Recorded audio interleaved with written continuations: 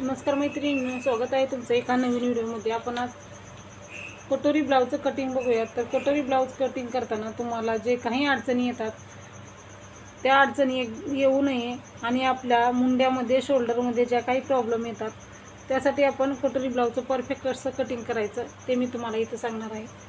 तर 32 साईजच्या ब्लाउजसाठी आपण कटिंग बघूयात। तर खूप सोपी पद्धत आहे, सहज एकदम एकच व्हिडिओ बघून तुम्ही कोणत्याही साईजचं कटिंग करू शकता।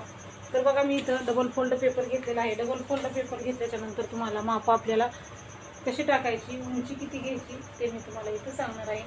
तर आता आपण इथं काय केलेलं आहे, सुरुवातीला डबल फोल्ड पेपर घेतलेला आहे। तयार ब्लाऊजची उंची आपली आहे 13 इंच आहे। 1 इंच मार्जिन, 14 इंचाला मार्किंग करायचं आहे। आपण पुढच्याही भागाला आपण 14 इंचालाच मार्किंग करून घ्यायचं आहे आणि उरलेला जो पेपर आहे तो आपल्याला कट करून घ्यायचा आहे, म्हणजे आपल्याला पुढचं माप टाकताना एकदम काही प्रॉब्लेम येणार नाही।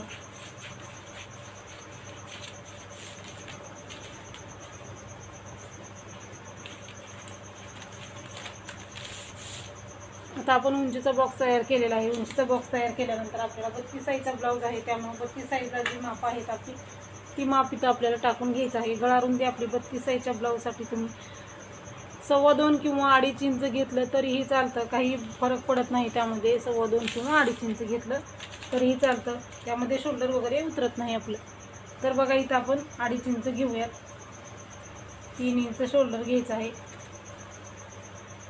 तर आपण नवीन पद्धतीचं कटिंग करतो त्या पद्धतीचे व्हिडिओ अपलोड आहेत, पण प्रत्येक जणाला ती पद्धत कोणाला आवडते, त्यामुळे आपण ही साधी जी पद्धत आहे त्या पद्धतीचा हा 32 साईजचा व्हिडिओ आहे। त्याच्यानंतर आता आपल्याला गळा रुंदी जिथं घेतलेली आहे तिथं समोरचा गळा घ्यायचा आहे।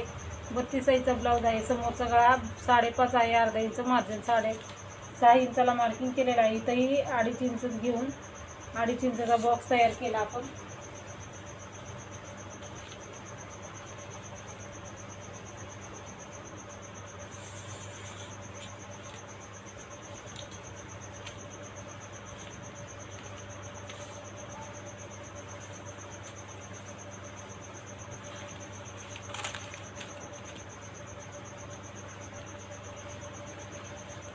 समोरच्या गळ्याला आपण इथं गोलाकार देऊन घेतलेला आहे। समोरच्या गळ्याला गोलाकार दिल्यानंतर आता आपल्याला ज्या ठिकाणी शोल्डरचा पॉईंट आलेला आहे त्या ठिकाणी आपल्याला मुंडा घ्यायचा आहे। मुंडा आपल्याला 5.5 इंच घ्यायचा आहे। इथंही आपण 3 इंच आहे, तर खालीही आपलं बरोबर 3 इंच आहे का बघून बरोबर 3 इंचाला मार्किंग करायचं। 3 इंचाचा बॉक्स तयार करायचा आहे आपल्याला।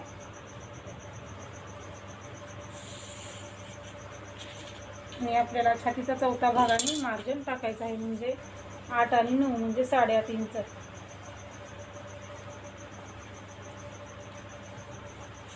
1 इंच मी 8 इंचाला केली, एक मार्किंग 1.5 इंचाला म्हणजे 9.5 इंच घेतलेलं आहे छातीचा चौथा भागाने शिलाई मार्जिन। त्याचबरोबर आपण हेच मार्किंग खाली घ्यायचं आहे।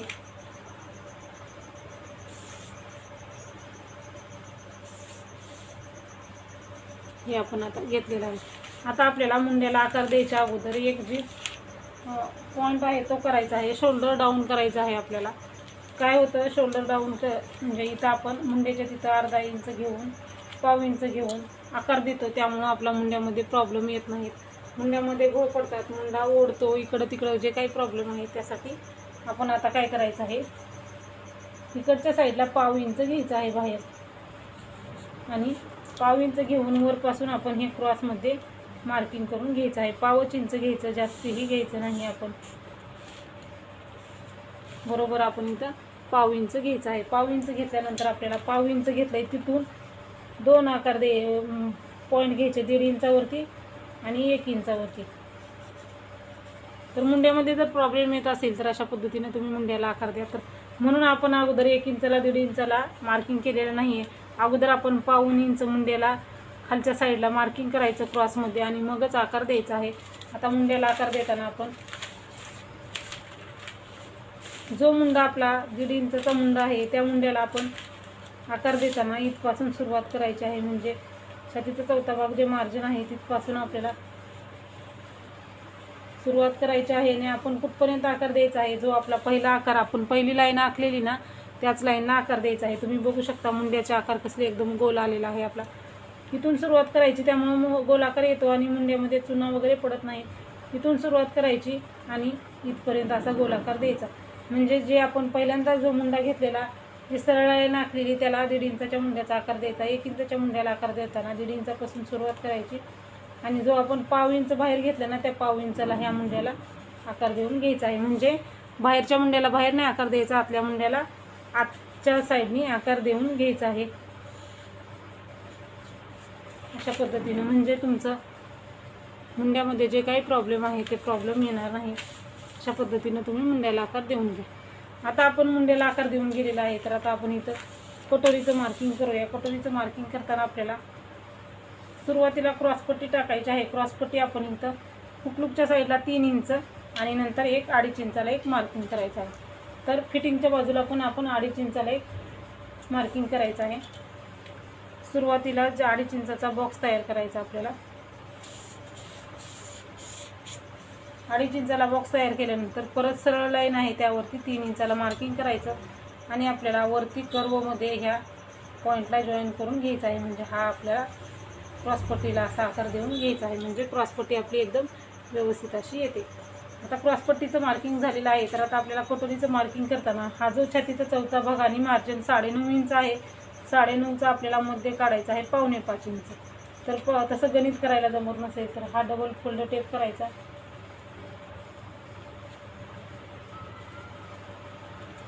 इथं मार्किंग करायचं आहे। ज्या ठिकाणी आपण मध्ये काढलेलं आहे ते आपल्याला कटोरीचं मार्किंग आहे। इथं आपण 1 इंचाला मार्किंग करायचं। त्याच्यानंतर जो आपला 2.5 इंच 1 इंचचा मुंडा आहे तिथून खाली 2.5 इंचाला एक मार्किंग करायचं आहे। तुम्हाला जर कटोरीला आकार द्यायला येत नसेल, बऱ्याच जणींना प्रश्न पडतो कटोरीला गोल आकार देता येत नाही, त्यांच्यासाठी कटोरीला गोल आकार कसा द्यायचा, सरळ घ्यायचं आहे। आपण हे इथपर्यंत सरळ घ्यायचं, हे असं मार्किंग करून घ्यायचं आहे आपल्याला। मार्किंग केल्याच्या नंतर आता आपल्याला काय करायचं आहे, हा आपला इथला पॉईंट आहे, हा आपला पॉईंट आहे आणि हा एक आपला पॉईंट आहे। तर आपण आता असं कर्वमध्ये गोल आकार देऊन घ्यायचा आहे।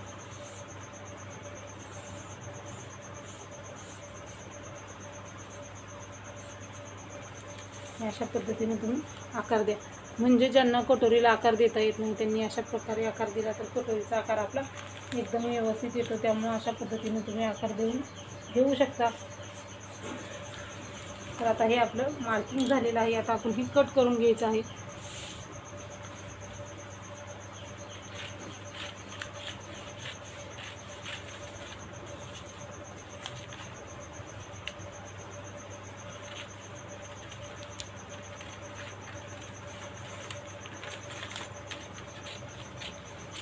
जसं मार्किंग तसं कटिंग करायचं आहे। म्हणजे आपण 1 इंचाच्या मुंड्याला जसा आकार दिला आणि 1.5 इंचाच्या मुंड्याला आतल्या बाहेरच्या जे मार्किंगला आकार दिला ना, त्याच पद्धतीने तुम्ही ते कट करून घ्यायचं आहे। आता आपल्याला इथं गळारुंदीला कट मारायचा आहे आणि दोन्ही पेपर आपल्याला सेपरेट करून घ्यायचे आहेत।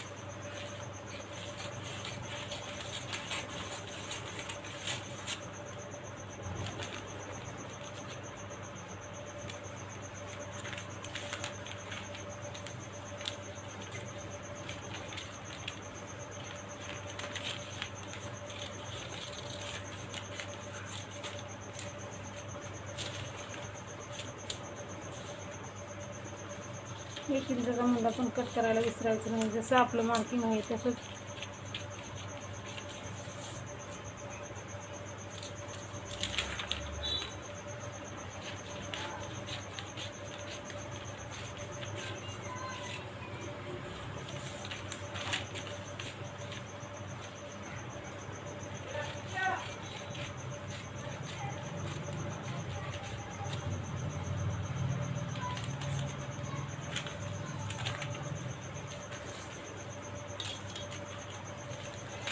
आता पाठीमागच्या भागाचं कटिंग करताना तुमचा पाठीमागचा जेवढा गळा आहे तेवढा घ्या तुम्ही। हे आपला गळारुंदीचा कट आहे ऑलरेडी।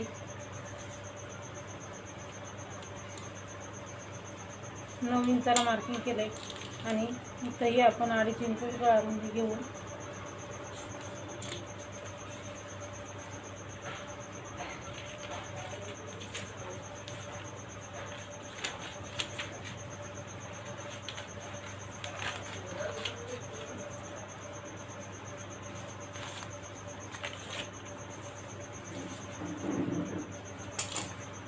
आपण कटिंग केलेलं आहे. 32 साईजचा ब्लाऊज आहे. 32 साईजच्या ब्लाऊजसाठी आपण परफेक्ट असं कटिंग केलेलं आहे. तर कटोरी कशी वाढवायची आणि बाई कटिंग कशी करायची त्या दोन्ही व्हिडिओची लिंक तुम्हाला ह्या व्हिडिओच्या डिस्क्रिप्शन बॉक्समध्ये मिळेल. तिथे जाऊन तुम्ही दोन्ही व्हिडिओ बघा, म्हणजे तुम्हाला परफेक्ट पद्धतीनं कटोरी ब्लाऊजचं कटिंग करता येईल. व्हिडिओ पूर्ण बघितल्याबद्दल धन्यवाद.